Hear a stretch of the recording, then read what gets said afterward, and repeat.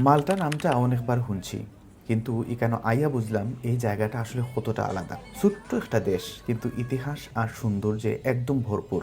আজকে আমি রওনা দিলাম গজোদ্বীপের উদ্দেশ্যে। আর আমার ট্রিপটা শুরু করছি গাজন সিএলএম থেকে।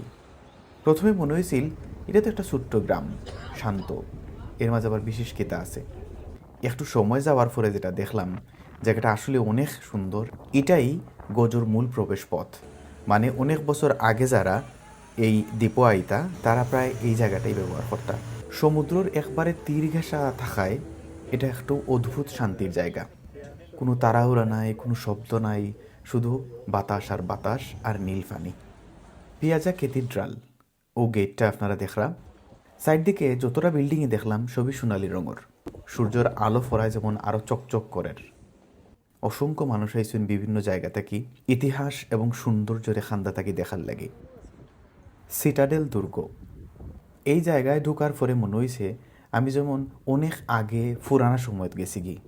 এর কারণ হইল এই দুর্গটা 3000 বছরেরও বেশি পুরানা। Can you imagine? চিকন ফাতরের রাস্তা দিয়া হাঁটতে হাঁটতে ভাবলাম এই একই রাস্তায় হয়তো হাজার হাজার বছর আগে অন্য কেউ হাঁটছই। এই জায়গাটা সবচেয়ে বেশি জলদস্যু যারা আক্রমণ হইতো।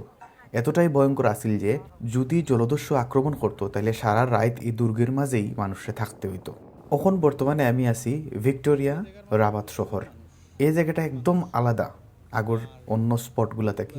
আলাদা একটা ভাইব দেয় এই জায়গায়। একদিকে পুরানা পাথরের রাস্তা, অন্যদিকে ক্যাফে, দোকান, মানুষজন একদম লাইভলি। আর এই লাইভলি পরিবেশও বইয়া দুপুরের খানিটা খাইতে আসলেই ভাল লাগবো। তাহলে চলুন। অবশেষে আমি খানি কিনে নিলাম।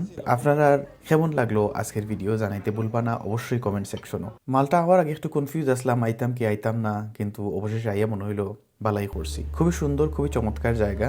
যদি কোনো সময় সুযোগ পাইন অবশ্যই ঘুরাতাইবা।